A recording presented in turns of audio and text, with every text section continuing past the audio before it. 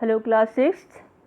So today in our English class we will continue chapter My Experiments with Truth written by M.K. Gandhi.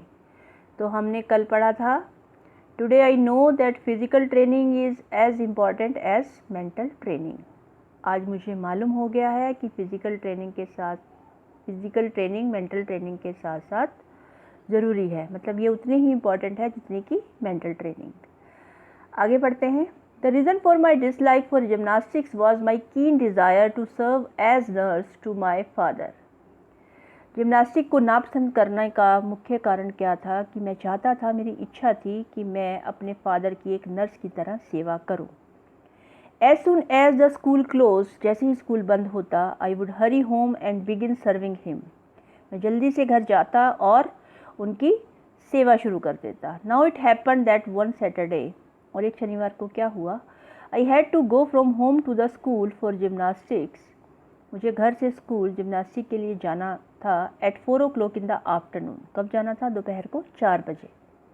I had know watch, मेरे पास घड़ी नहीं थी। And the clouds received me, received मतलब धोखा देना, और बादलों ने मुझे धोखा दिया। ऐसा लग रहा था बारिश होगी।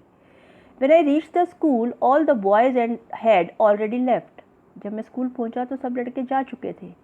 The next day, on being asked the reason for absence, अगले दिन जब मुझे अनुपस्थिति का कारण पूछा गया, I told Mr. Jimmy what had happened. मैंने उनको बताया कि क्या हुआ था मेरे साथ। He refused to believe me. उन्होंने मुझ पर विश्वास करने से मना कर दिया। I was convicted of lying. मुझे झूठ बोलने का दोषी माना गया।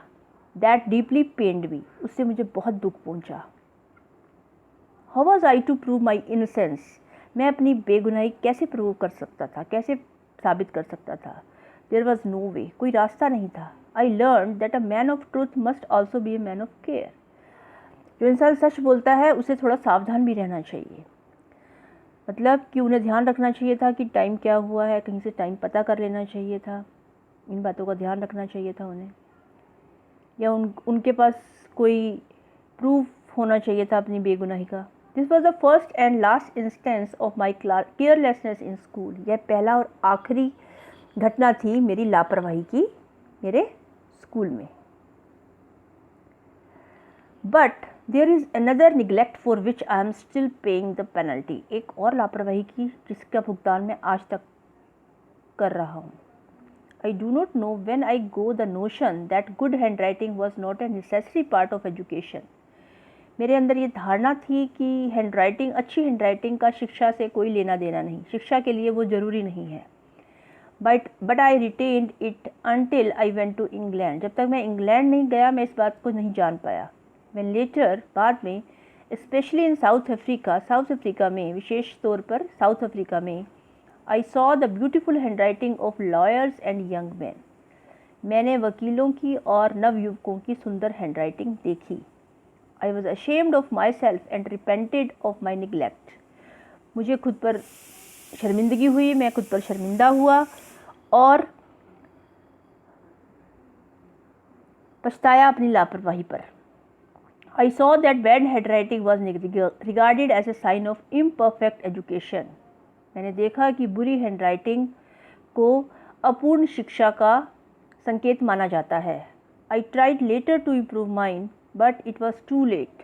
आई could never repair the neglect of my youth. मैंने कोशिश की अपने आप को इम्प्रूव करने की, लेकिन बहुत देर हो चुकी थी और मैं अपनी इस लापरवाही को अपनी जवानी में इम्प्रूव नहीं कर पाया।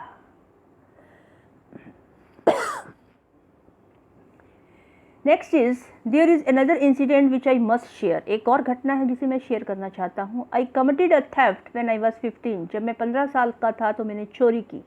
आई had run into a debt of about 25 rupees. मैंने 25 रुपये का उधार लिया। My brother had on his arm an armlet of solid gold. मेरे भाई ने अपनी बाजू पर सोने का बाजूबंद पहना हुआ था। I stole a bit of gold out of it and the debt was cleared. मैंने थोड़ा सा सोना चुराया और उधार चुका दिया। But this became more than I could bear. लेकिन मैं इसे सहन नहीं कर पाया। I resolve never to steal again, और मैंने प्रॉमिस किया कि मैं दोबारा चोरी नहीं करूँगा। I also made up my mind to confess it to my father, और मैंने अपने माइंड को तैयार किया कि मैं अपने पिताजी के सामने अपनी गलती मानूंगा। But I did not dare to speak, लेकिन मेरी बोलने की हिम्मत नहीं हुई। Not that I was afraid of my father beating me, I was afraid of the pain that I should cause him. मुझे इस बात का डर नहीं था कि वो मुझे मारेंगे, मुझे इस बात का डर था कि ये दर्द जो मैंने उन्हें दिया है, मैं उनके दर्द का कारण बन रहा हूँ, मतलब वो दुखी होंगे। I decided at last to write out the confession. अंत में मैंने फैसला किया कि मैं अपनी जो गलती की है, अपराध किया है, उसे लिखूँगा। In this note not only did I confess my guilt, but I also asked adequate punishment for it. और उस नोट में मैंने अपनी गलती ही नहीं मानी, बल्कि ये भी कहा कि मुझे उचित सज़ा दी जाए। I also promise never to steal in future, और मैंने वायदा किया कि भविष्य में कभी चोरी नहीं करूँगा। With trembling hands I handed the confession to my father. कांपते हाथों से मैंने वो कन्फेशन लेटर अपने पिताजी को दिया। ही रेड इट, उन्होंने इसे पढ़ा, and pearl drops trickled down his cheeks, और मोतियों जैसी बूंदें उनके गालों पर पड़ने लगी। वेटिंग द पेपर, पेपर गीला हो गया जिस पे नोट लिखा था। Those pearl drops of love cleansed my heart, उन मोतियों जैसे आंसुओं ने, प्यार के आंसुओं ने मेरे मन को, दिल को साफ कर दिया। And washed my sin away, और मेरे पाप को धो दिया। अ क्लीन कन्फेशन, साफ सुथरा माफ़ीनामा, या साफ सुथरा जिसे कहते हैं ना, स्वीकार करना, स्वीकृति, अपने अपराध को मानना। Combined with the promise never to commit the sin again is the purest type of repentance. इस वायदे के साथ कि आप वो गलती या वो पाप दोबारा नहीं करोगे, ये सबसे बड़ा पछतावा है, एक पवित्र पछतावा है ये। This incident for me was an object lesson in अहिंसा, और ये घटना अहिंसा के लिए मेरे लिए एक सबक बन गई।